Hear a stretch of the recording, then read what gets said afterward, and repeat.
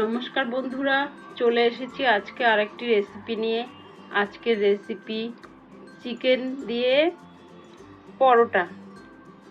Chicken বলতে আমি কাঁচা চিকেন নিচ্ছি না, আমার এটা রান্না করা চিকেন বেঁচে গিয়েছে।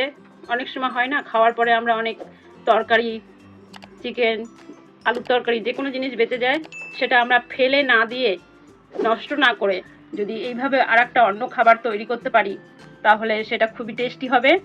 এটা আমার রান্না করা, দেখুন ফ্রিজে রেখে দিয়েছিলাম, একদম জমে গেছে। এইটা দিয়েই আমি আজকে বানিয়ে দেখাবো। ভিডিওটির সঙ্গে সম্পূর্ণ থাকবেন, তবেই বুঝতে পারবেন আমি কিভাবে এটা বানাচ্ছি। এটা আমি পুরটা পরে বানিয়ে দেখাবো। আগে আমি যার জন্য পরোটার জন্য আটাটা মেখে নিই।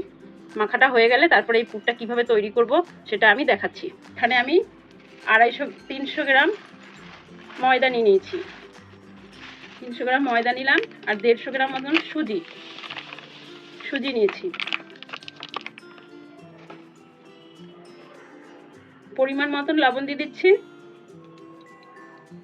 যেহেতু আমার চিকেনের মধ্যে লবণ আগের থেকেই রান্না করা যেহেতু দেওয়া আছে, ওই জন্য আমি এখানে একটু কম করেই দিচ্ছি। আর একটু সাদা তেল দিয়ে দেব। সাদা তেল ছড়িয়ে দিয়ে এটাকে আমি ভালো করে মিশিয়ে মেখে নেব। এবার আস্তে আস্তে করে জল দিয়ে মেখে নেব।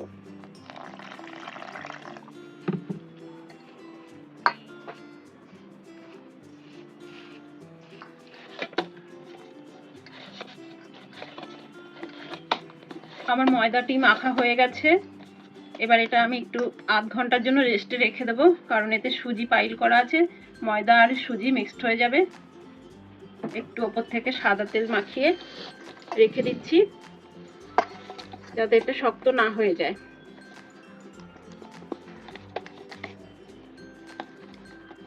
চাপা দিয়ে আধ ঘন্টার জন্য রেখে দিলাম। বন্ধুরা, আমি যে পরোটা বানাচ্ছি সেই পরোটাটি খাওয়ার জন্য আমি এখন একটা চাটনি বানিয়ে নেব। একটা মিক্সি জার নিয়েছি, ভেতরে এই ধনে পাতা চাটনি হবে পরোটার সাথে। ধনে পাতা দিয়ে চাটনিটি করে নেব। আমি কি কি দিচ্ছি আমি একটু দেখে নিন। প্রথমেই ধনে পাতাগুলি সব দিয়ে দিলাম। একটু কেটে নিয়েছি আমি, যাতে মিক্সি জারটা ঘোরাতে সুবিধা হবে। ধনে পাতা দিয়েছি, আর এই কয়েক কাঁচা রসুন দিয়েছি। 7-8টা কাঁচা রসুন দিয়েছি, আর এই 5-6টা লঙ্কা দিয়েছি। আর পরিমাণ মতন দিয়ে দেবো নুন দিয়ে দিয়েছি। আর দেবো সামান্য একটু জল, খুবই সামান্য জল, না হলে মিক্সি জারটা তো ঘুরবে না, সেই জন্য একটু জল দিয়ে দিচ্ছি। এবার ঢাকা দিয়ে আমি এটা পেস্ট বানিয়ে নিই। ধনে পাতার পেস্ট তৈরি করে নিয়েছি, আর চাটনি আকারে হয়ে গেল, একদম পুরো মিহি হয়ে গেছে। ঢেলে নিলাম। এতে আগে আমি রসুন, লঙ্কা, নুন দিয়েছিলাম। এখন আমি ওতে 1 চামচ চিনি দিয়ে দিচ্ছি। আর এইখানে আমি তেঁতুল গোলা গুলিয়ে রেখেছিলাম আগে থেকে, তেঁতুল জল, এটা এই তেঁতুল জলটা দিয়ে দিলাম।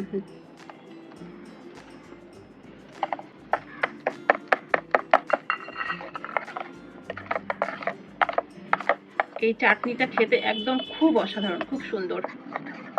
এটা কোনো আগুনের প্রয়োজন হয় না, কাঁচাই হয় ধনেপাতার চাটনি। আমার বাড়িতে আমি প্রায় করে এটা খাই, খুবই ভালো লাগে। হয়ে গেছে আমার চাটনি তৈরি। এবারে আমি আপনাদেরকে চিকেন পুরটা তৈরি করে দেখাবো। চলে এলাম পুর বানানোর জন্য রান্না করা চিকেন দিয়ে। এবার আমি পুরটা বানিয়ে নেব। দেখুন কিরকম জমে গিয়েছে।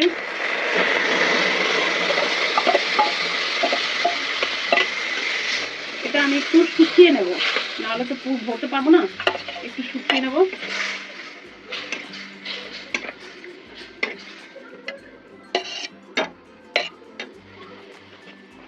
আমার এই পুরটা অনেকটা শুকিয়ে এসেছে, একটু ঝোলঝোল ছিল, শুকিয়ে এসেছে। আর আমি এই মাংসগুলো একটু ভেঙে দিয়েছি, গোটা ছিল।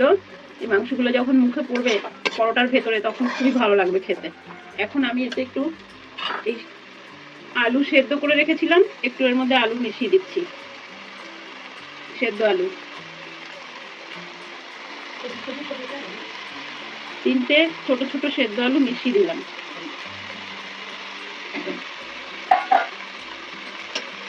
আর একটু কড়াইশুঁটি সেদ্ধ করে রেখেছিলাম, সেটিও দিয়ে দিলাম।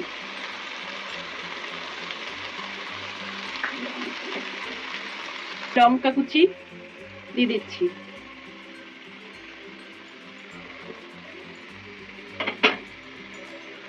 সমস্ত কিছু আমি মিশিয়ে নেব।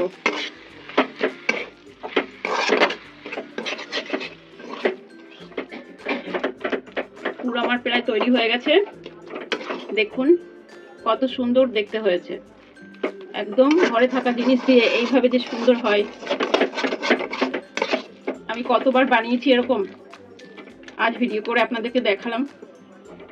এবার এর ভেতরে আমি একটু ধনেপাতা কুচি দিয়ে দেবো। সামান্য একটু ধনেপাতা কুচি দিয়ে দিলাম, আর একটু নেড়ে চেড়ে নিই।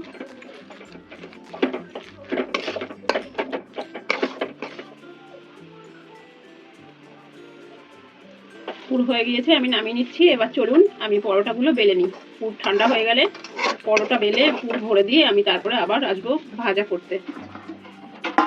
দেখুন আমার ময়দাটা এবার সেটিং হয়ে গেছে, কত সুন্দর নরম হয়ে গিয়েছে। আবার লেচি কেটে নেব আমি। একদম সুন্দর নরম হয়েছে।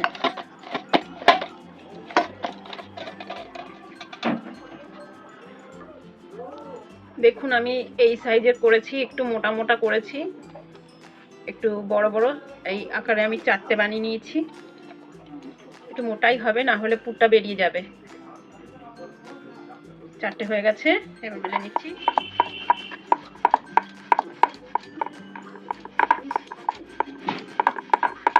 একটু মোটা মোটা হবে, একদম পুরো পাতলা করব না। আমি দেখিয়ে দিচ্ছি আপনাদের লেচিটা। এটা যেভাবে হোক পরোটার গোল আকারেও করতে পারেন, চৌকোভাবেও করতে পারেন, যেরকম যার সুবিধা সে সেরকমভাবেই করে নিতে পারেন। চৌকো হবে, গোলও হবে, লম্বাও হবে। এই দেখুন এরকম মোটা পুরটা থাকবে, এরকম চওড়াটা। আমি পুরটা ভরে দিচ্ছি।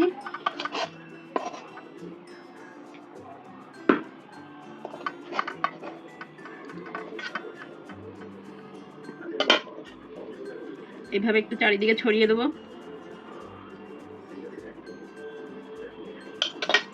এবার এইভাবে মুড়ে নেব।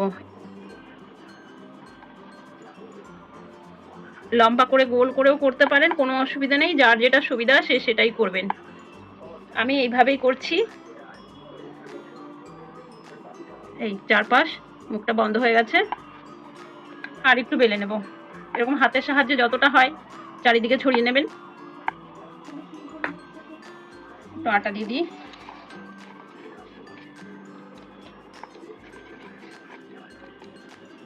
আর একটু বেলে নিচ্ছি, বেশি মোটা হয়েছে তো আর একটু পাতলা করে নিচ্ছি, আবার বেরিয়ে না যায়, পুরটা বেরিয়ে না যায়।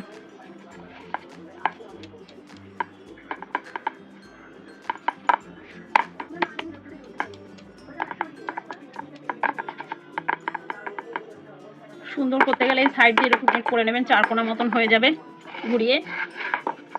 একদম চারিদিকে সুন্দর এক শেপ থাকবে। এই দেখুন হয়ে গেল।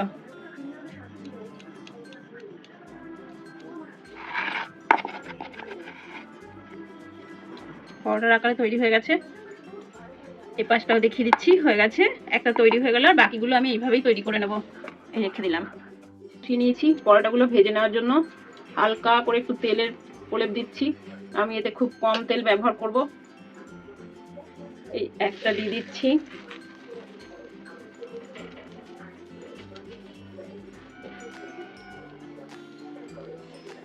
খুব অল্প তেলে ভাজাটা হবে, অনেক তেল দিয়ে ভাজবো না, তেল খাওয়া বেশি ভালো না তো, ওই জন্য আমি অল্প তেল দিয়ে ভাজবো।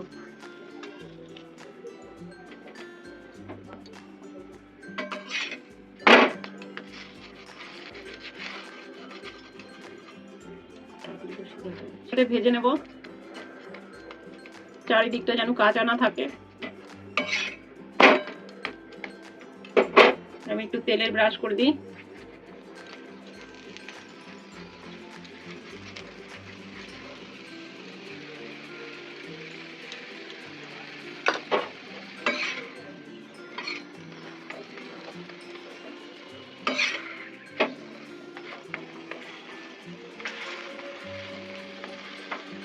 আঁচটা মিডিয়ামে রাখতে হবে, না হলে পুড়ে যাবে।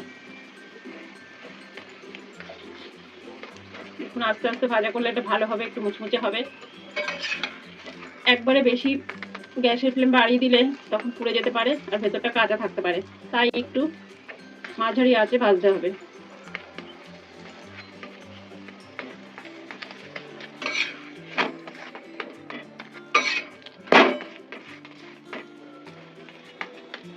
এরকম একটু লাল লাল ভাজা হলে মানে খেতে খুবই গন্ধটা খুব ভালো আসে। একটা ভাজা ভাজা, এতে যেহেতু আমার ময়দা আছে, সুজি আছে, এত সুন্দর চিকেন পুর আছে, তাই জন্য একটু লালচে লালচে করেই ভেজে নেব আমি। দেখুন আমার এক পিস ভাজা হয়ে গেছে, কত সুন্দর দেখতে হয়েছে।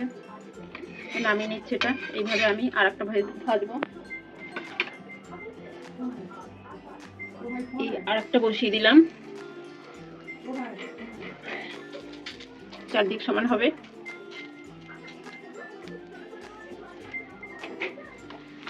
আমি এই পরোটাগুলি একটু বড় বড় করে করেছি, এক পিস খেলেই পেট ভরে যাবে।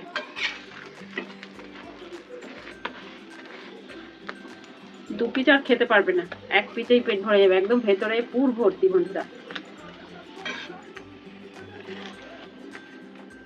হয়ে গেছে আমার, নামিয়ে নিচ্ছি। দেখুন বন্ধুরা আমার সমস্ত পরোটাগুলো ভাজা হয়ে গেছে। দেখুন খুব সুন্দর দেখাচ্ছে আর এত সুন্দর টেস্টি খেতে। না খেলে আপনারা বুঝতে পারবেন না। বাড়িতে বানিয়ে খাবেন, এরকম ঘরে থাকা উপকরণ দিয়ে খুবই ঝটপট বানানো হয়ে যায়। তার সাথে যদি এক বাটি এরকম ধনেপাতার চাটনি হয় তাহলে তো আর কোনো কথাই থাকে না। তাহলে বন্ধুরা আজকে ভিডিওটি এখানেই শেষ করছি। একটা লাইক করবেন, শেয়ার করবেন, কমেন্টে জানাবেন কেমন হয়েছে রেসিপিটি। সবাই ভালো থাকবেন, সুস্থ থাকবেন। নমস্কার।